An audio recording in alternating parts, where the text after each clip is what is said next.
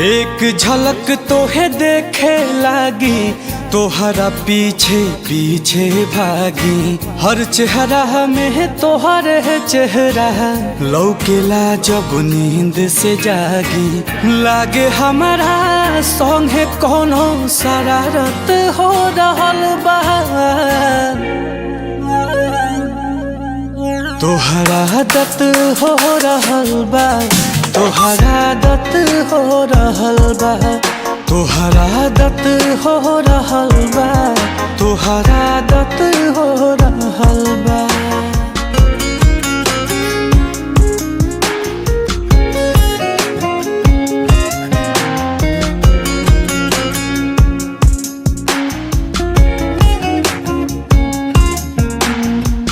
जादू कौन चला के हमके दीवाना तू कैलू, कब न जाने तू कैसे दिल में आके समैलू।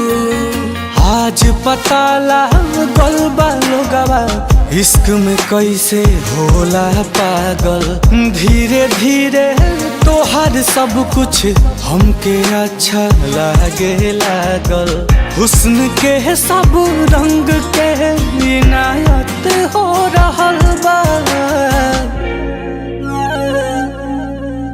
तोहरा आदत हो रहल बा, तोहरा आदत हो रहल बा, तोहरा आदत हो रहल बा, तोहरा आदत हो रहल बा।